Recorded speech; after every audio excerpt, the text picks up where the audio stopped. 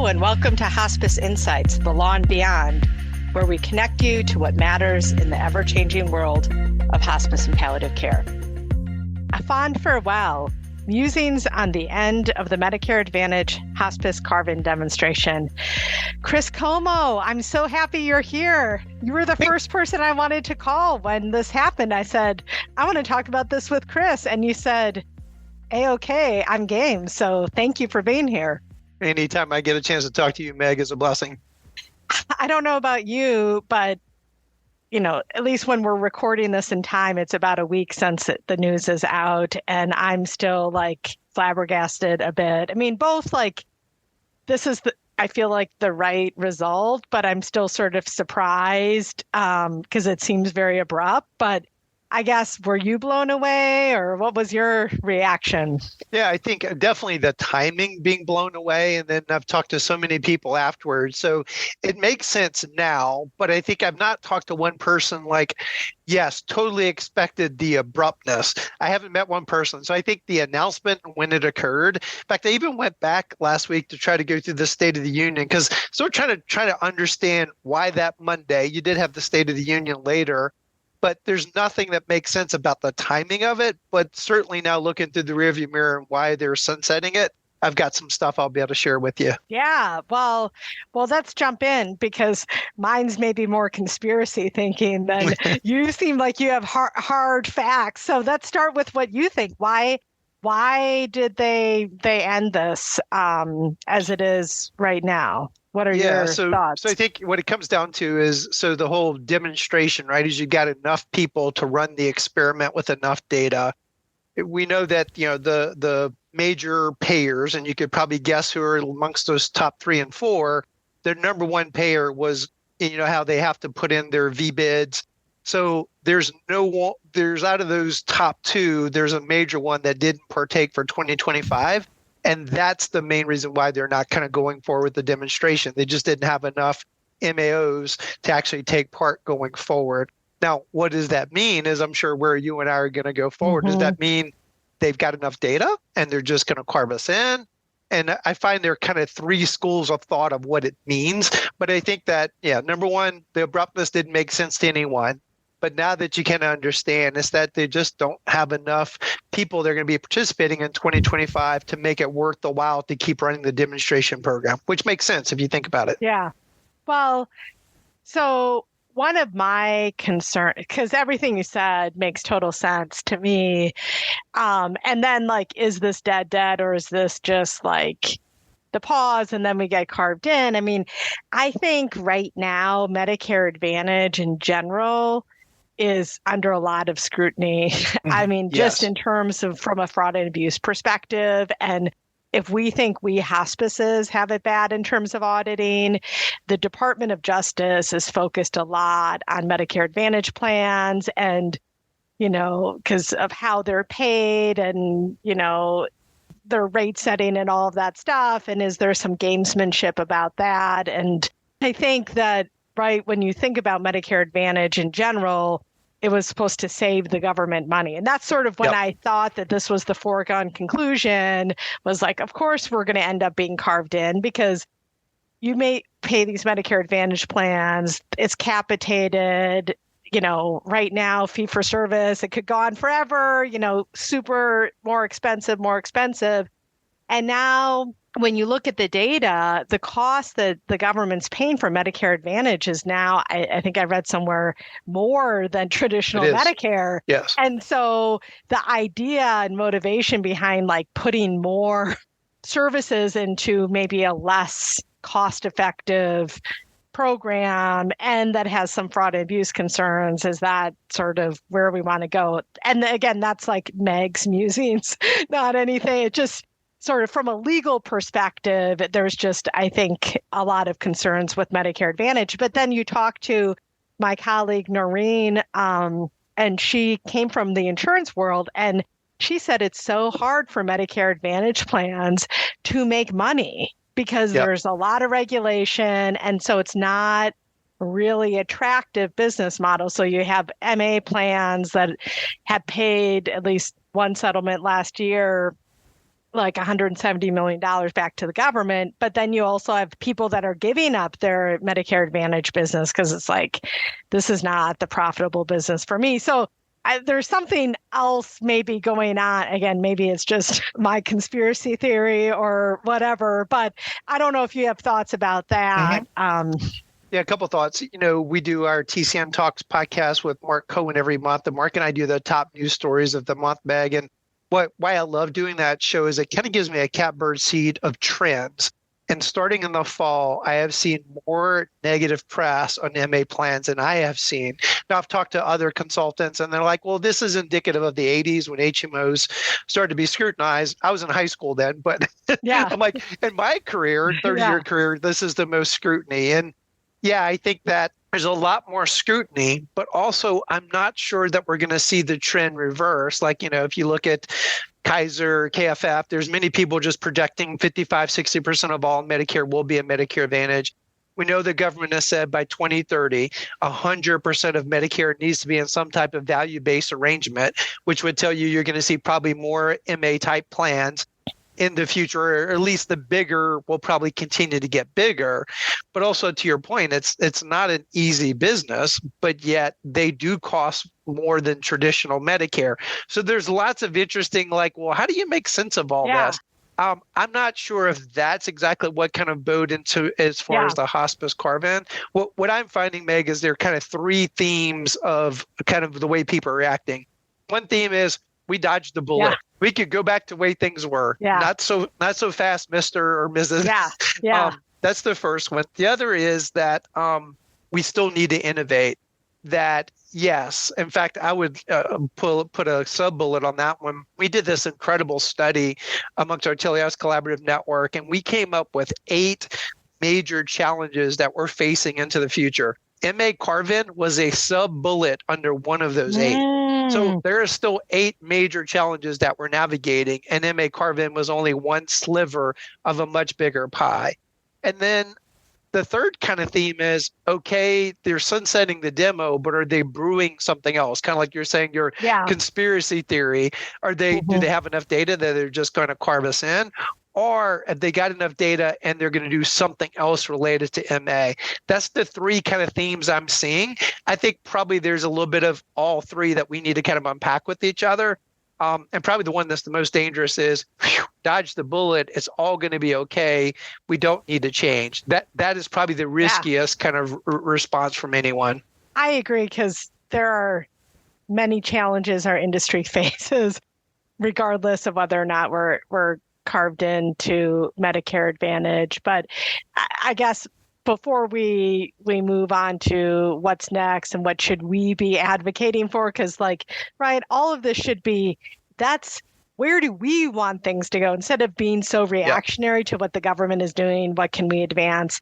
But just before we leave that, one other thing when we were talking about MA plans, and again, I feel like I read so much stuff, it's hard to keep track of where you read stuff, but the quality of people in Medicare Advantage plans, the outcomes, I think it was for some particular diagnosis, just weren't, I think it was about home health and the outcomes of people on home health that's not Medicare Advantage or something, and otherwise. Because I think when we look at this administration's focused on equity and I think a lot on quality and all those other things, those things do matter. And I think that was something that was just real frustrating when we were working with clients and negotiating their VBID contracts, and this hopefulness around this palliative care benefits in there. And you're taking a haircut on rates, but, you're going to meet it in volume. And none of that stuff panned out. No, I don't know a single provider that we work with that said they made it up in volume, or that palliative care component was meaningful, or that there was a respite thing too. And then there was you can build a ramp, or there was some other small benefit.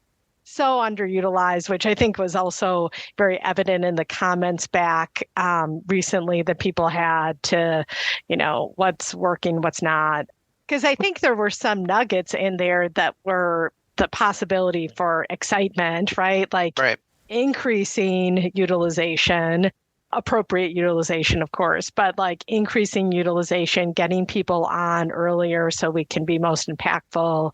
And thinking that if you're in an MA plan, maybe there would be more levers there to, get people, and it just didn't pan out. But we still need to make that happen, right? Like we should be increasing utilization in this country because I think while there are many flaws in the hospice benefit, it is, I think, far and apart the best and most compassionate way we can care for people with advanced illness and those that are dying, which is an interdisciplinary model that I don't need to tell you. I mean, we're all in on this. And there's great data that shows it saves money. I mean, there's great data, the NORC study, the NEBR study. Those are great studies that show that even with a long tail, which is not really indicative of the type of programs that I work with, you still save money. Then if you get a great, I'm a little partial to community-based, mission-minded nonprofit programs, you also, because they do a great job keeping them in the home place and you're not getting that rehospitalization. So there's good data saved. And you think about, Meg, there's a Edward Deming quote that every system is perfectly designed to produce the results it produces. Insurance companies are designed to save money. Think about, recently there was an article that United Healthcare deploying an algorithm that literally denied care within seconds of the actual claim. So, and I'm not dissing on all our insurance companies, but the systems, all the processes, how that whole machine is built, end of life care is different. And so getting that referral, which is why I think the future is the innovative space, is that whole serious illness space. Whether it's palliative care or advanced illness management, there's going to be all sorts of different flavors in, I think, the serious illness space. And that is where I think hospices need to go further upstream. So that way you can get that patient into hospice at the appropriate time. I do think in the future, long length of stay for multiple reasons. If we get carved in some kind of way, that optimal length of stay, there's enough data to show that 60 to 90 days. Anything beyond that, there's many disincentives in how they look at total cost of care, et cetera. So for writing a prescription of the future, it would seem to be, how do you go upstream and get really good care models and partner with other people? And that's maybe where you tie into MA plans, and then have a good continuum of care where you can transition on a hospice at the right place, right time, is probably where we need to go. And if folks are thinking, well, dodge the bullet and I don't go there, I think that'd probably be foolhardy. Yeah, I completely agree, because I think that one thing that over the last couple of years as we've been dealing with the Carve-In was, I think MA plans and commercial payers in general are a lot more interested in having fairly open-ended conversations about, help me solve this problem of high-cost patients, complex illness, and if you're offering solutions that can manage care better and produce better outcomes, like, I think there's conversation that's happening that 10 years ago.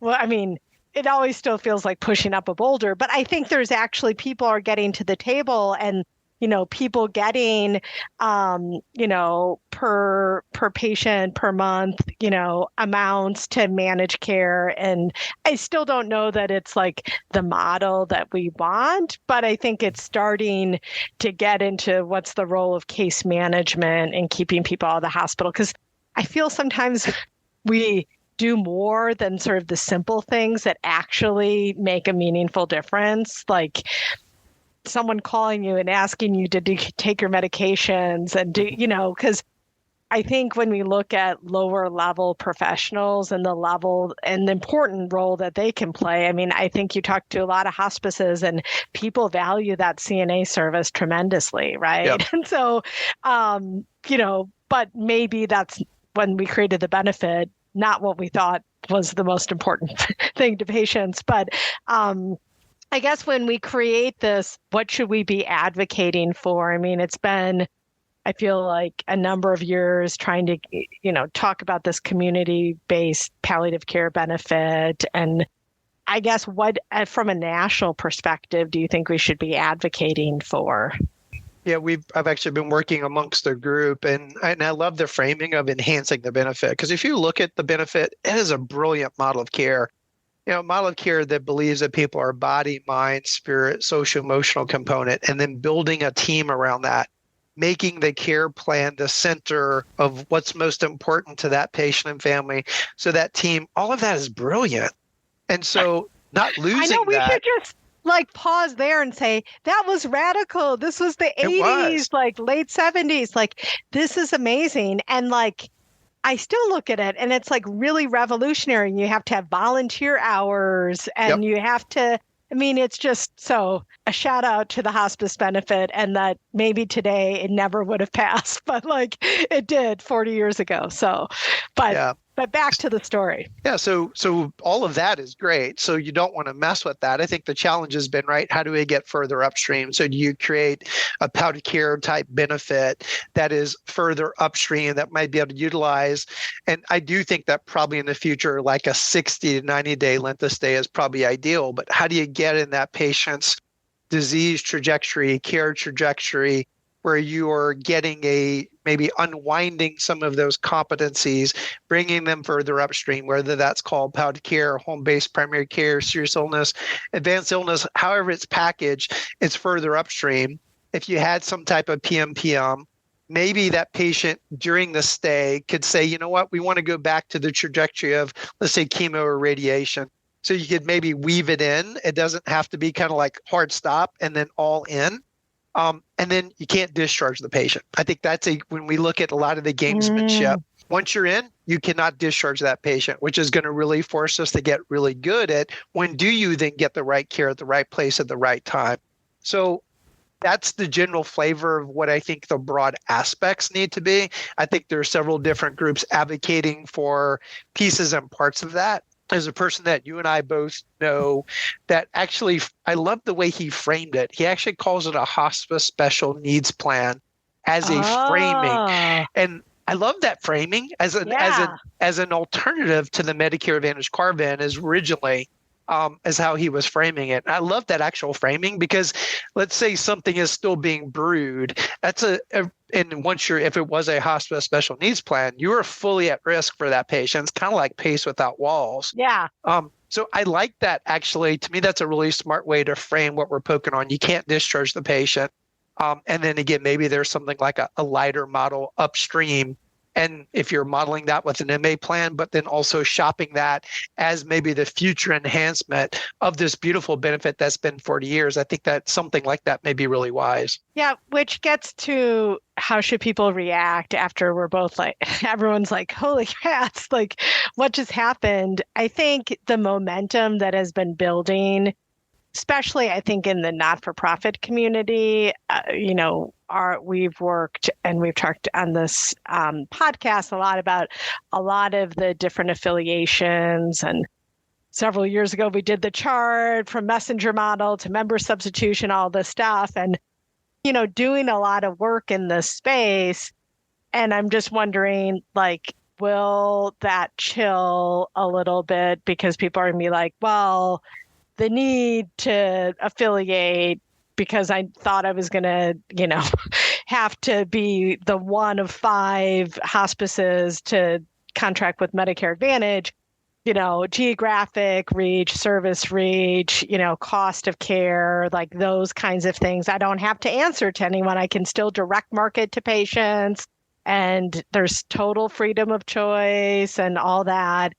And I don't know, because I've been down the road with many nonprofit boards and deals have died. And I think that there are folks that maybe, including myself, like I do think that was a driver to get bigger.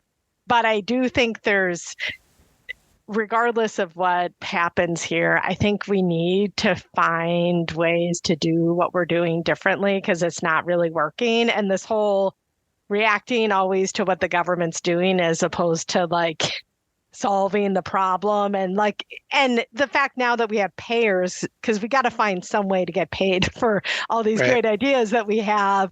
And I do think there's a lot of momentum, but I think you still need to have scale to get to the table, right? I mean, if you're a tiny provider that says I could do this for 50 patients, that's not really going to be exciting to a large payer. So, well, I think first off, Meg, Medicare Advantage Carve-In was a really sticky talking point to help people understand just the broad, 25 different flavors of change that are coming down the pike. It was just, and I've presented to many boards, and it's one that sticks in people's minds because of how much the Medicare percentage of their reimbursement is today. But the reality is, I mean, there are two, again, I said we have 8 challenges that we've roadmapped. And that whole presentation is like an hour and a half presentation unpacking what those 8 things mean. MA Carve-In is literally one sub bullet under one of those slides. But let's just take 2 broad things. And these 2 things are 2 sub bullets under those 8. Medicare's looming insolvency. 2030, Medicare is predicted to be insolvent. Think of what they did last time during sequestration when politicians want to be elected, so they can't do the adult thing and tell us things that we don't want to hear. Yeah. So last time they just basically cut everybody 2% across the board. So what are they going to do to solve that? Should make us all concerned. Number 2, think about by 2030, which is also the same year Medicare is supposed to be insolvent, 100% of Medicare is supposed to be in some value-based arrangement. How we get referrals today is going to shift, certainly because of at least one of those things. As more primary care practices go at risk, et cetera. So there's all of these things, and I believe in the mission of hospice, but I'm going to use business language. If you picture hospice at the tail end of healthcare and this kind of pipeline by which we get referrals today, there's all this disruption that Medicare Advantage Carve-In was only one flavor of disruption. There are many, many more flavors. And so how we work with the rest of healthcare to make sure we get access to patients is going to be challenged, whether Medicare Advantage Carve-In happen or not. That is all that change is going to go forward. So I think that's where the folks are thinking, dodge the bullet. Like, I'm all for deep breath and let's be thoughtful, because you don't want to be frenetic and like, I'm worried, and then you make rash decisions. You can be thoughtful, but you can't step back and go, well, we're just not going to do anything. You've got to realize what's happening throughout the rest of healthcare. One of my early mentors used to use this analogy that I never forgot, because when my kids were small, they would take the jump rope and they would do like that. And the end of the jump rope is flailing about. Yeah. Well, hospice is at the tail end of healthcare, and there's all this other change happening. We would be foolhardy to think that change is not going to reverberate at the tail end of healthcare. We have to be thoughtful about what that means. And then how do you then partner with the rest of healthcare? And does that mean I need to be part of something bigger for scale, for innovation? And more than likely, the answer for a lot of people is yes, you're probably going to have to. So then be thoughtful which flavor that you look at or partner with. Yeah. I think that the why should be the world is changing and I need to change too, not like, well, only this particular thing. Because, I mean, it is clear that there is a growing patient population with the baby boomers, but like, I think you're exactly right. Like, how those patients may come to us if they come to us. And then I think, there's other people that can compete in this space with when we talk about the non-hospice kind of stuff. And I know that the substitution competitions. Yeah, if we just think of our competition as other hospices, but there are other people that are going to try. I mean, look at the rest of healthcare, like Amazon's now doing pharmaceuticals. I mean, you have all of these disruptors going into healthcare to find new ways to deliver something or find. And so, who is going to try? Because we have a very needy population, baby boomers. I can't remember when that's going to peak. I'm sure you know that off the top of your head, but like when that is going to peak. And so there is a lot of opportunity to be innovative, to solve problems, and I think meet people where they are, which is patients don't want to leave their home. And so we have the whole hospital at home, thing, which we thought was a COVID thing that's sort of sticking around. And I mean, there's just going to be different people trying to meet the needs of patients. And two key points there, Meg. If you look at the baby boomers, as they have aged throughout their demographic, I've heard it called before the pig in a blanket, because if you actually look at it on distribution, it's such a broad population segment. Things that we take for granted today, SUVs, suburbia, vacation homes. They have transformed every part of our economy as they've aged through the different parts of their life, the 30s, the 40s, the 50s, and now they're coming into healthcare. And they've traditionally been a much more demanding customer. Like the whole concept of customer service and have it your way kind of came out of the baby boomers. Now, I think we have a beautiful chassis in hospice that was designed for patient-centered care. Yeah. But how we package that into the future, again, I think that they're not going to want their mom and their dad's hospice. So how we package what we do for the baby boomer is going to be so important. And to your point, yeah, we actually brought a guy in, Meg. He used to do all this interesting research for Chambers of Commerce, and he did a lot of death research. The trend line for our hospices, and I know folks are listening, but they can't see, but the trend line was overwhelming, and it is to about 2035, and then it starts to level out. But even then, it is actually still it's still an upwards trend. So these next 10 years, the volume of people we have to care for. At the same time, you've got Medicare looming insolvency. You've got also more value-based thought processes occurring throughout our referral sources, and all that is coming upon us the next 10 or 15 years. I've got 30 years now in this amazing hospice and palliative care thing, Meg. I know these next 10 to 15 are going to be much more fascinating than the 30 years that I've had to date. Yeah, that's really interesting. I think that I remember, because you were one of the guests on one of my first podcast episodes back, I don't know if that's 7 years now or whatever. I was reminiscing as we were preparing for this. And when I was doing these innovation, like CEO discussions, the last question I always asked was, are we ever going to evolve beyond like the need for humans to care for humans at the end?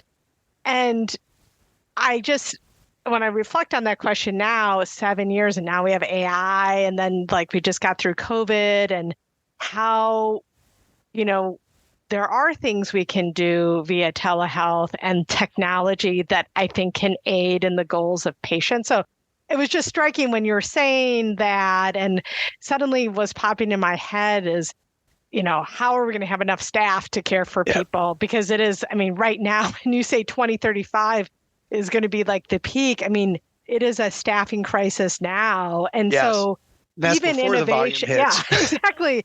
And I don't see how we're going to get more people to go to medical school and nursing school and all this stuff. And it's like, I think when we talk about innovation, it's also like how we deliver care, because I do think and I'm sure, there was not like COVID care had it, there weren't things that didn't work during COVID. But we did find different ways to meet people's goals and use technology and be more efficient in how we deploy our staff and all the stuff. So I guess, and those things cost money too to innovate, like to have more of a state-of-the-art call center, and like how you map, UPS has their they map out, I'm sure, the most efficient route. Like they don't take left-hand turns, I guess, because that's like delays timing. Like they map their route, and like, do we do that with staff so they're most efficient in how we're deploying people? And I don't know. I think as I'm listening to you talk, the role of humans caring for humans remains very important, but I just don't know how we solve this. Yeah, that was my takeaway. So Meg, again, that's why I always love being around you. And that wasn't a prepared line. It was just me and you kind of riffing with each other. And I just remember saying out loud, the folks that figure out how to blend technology with people are going to be the key to the future. And now we know, because now we have the data, that there just won't be enough humans. And there's going to be things that are going to have to push our thinking. My son is actually working in hospice now, my second son. And what I love about his generation is their view on technology is they're just so much, it's just been part of their life from the get-go. He was showing me this weekend, if you've seen like Primus, Tesla's robot, like the actual feel, it feels like a human, it looks like a human. And you go, I would never put a robot in someone's home. Well, we may have to in the future. Now, what I think we're saying is we've delivered this to date, this amazing sacred work, and it's mostly via humans. So how do we not lose that, but then blend technology? it's probably going to be some robots, but it's probably also more than likely going to be a lot of different technology tools so our people can be at the right place at the right time, so we can spread those people over the patients and families that need us. And I've seen lots of applications of that coming up. Finding the money for that. I mean, all of those reasons why people need to be having thought partners and like, okay, I hear these concepts, so what do I do about it? Should be part of a group who's doing something about these things. Well, and I just find working in collaboration is just more fun. Like it makes things feel less daunting. I'm also a verbal processor. So like my brain, I have like 100 ideas and like this and that. And like, I'm sure I can be really annoying for my teammates to work with sometimes, but I'm like the idea person, right? And then making connections sometimes between divergent things and I practice law, but it's like, I think it's energizing. And when you're doing this and living these challenges with someone else, and I think especially it is lonely, and I know you're a leadership expert, I think it can be very lonely being a CEO because very much so. Like, who do I talk to about this? Everyone's looking to me and I think we need to put ego aside because I think ego gets in the way of a lot of good work is like groupthink. And I don't have the best ideas. I have ideas, but and I always talk about it like making jazz music. It's like you do something and then I do something and it's ad-libbing and it's like, but having smart people to do that with and that people that can elevate your thinking, right? Like who just sits and types on their computer and has great ideas? I mean, that's part of the process. But so I totally think the whole groupthink and collaborative work is really important because it really does take a village to try to solve these problems and people coming in it from different perspectives. And so it is, I feel excited to solve these new challenges now, except my law job, I'm like always dealing with the problem. So maybe I need to come upstream, Chris, and come work for you. Well, what I picture, Meg, is we're going on this journey. Make sure that you and your team keep us out of the ditch. But we've got this really interesting journey we've got to go on. Yes. But, this has been so fun. I knew it was going to be a lot of fun. And I feel energized about the future opportunities and just because you're solving different problems than the challenges that I'm solving, but we're on the same team, right? So. Well, I was going to say something too, Meg, what I love about you, because just take one thing that you poked on. What if we design different IDG team members? Well, how does that reconcile with the COP? So having an attorney who is so innovative like you is going to be critical to the future because usually the regs don't, they're not the leading indicator, they're the lagging indicator. And it's usually antithetical to innovation. Yeah. So how do we reconcile those two and do the risk-based thought processes? And that's why, folks need a great thought partner like you. Well, thanks for saying that. But what you're doing is super exciting. And I'm happy to help along the way. I think it is an exciting time. So here's to the next 15 years, you say, right? Because you and I are about the same age. I'm 49. How old are you, Chris? I'm 53. 53. So we're the same age. Remember, when you're young, 4 years apart, it's oh my God, they're so much older. And now it's if you're, I don't know, even 15 years seems not that far. But anyway. So we're of the same generation. The next years are a lot of change, but don't give up on hospice, right? No, not at all. It's a brilliant model of care, and maybe our next 15 could be even more amazing than our first 30. Not by resting on our laurels, but how we take it. One of my favorite quotes, Meg, is I've stood upon the shoulders of giants. And so there's some giants who created this original benefit that we've kind of benefited from. What will they say about us 15 and 20 years from now? Yeah, exactly. Because if we don't change, I do think that it's going to dwindle and we're going to lose something that was really important. So, this is an awesome conversation as always. Thank you for being game to do this and provide me with different perspectives because it helps me think about what I do differently. So thank you for for making me better. Thank you. Well, that's it for today's episode of Hospice Insights, The Law and Beyond. Thank you for joining the conversation. To subscribe to our podcast, visit our website at hushblackwell.com or sign up wherever you get your podcasts. Until next time, may the wind be at your back.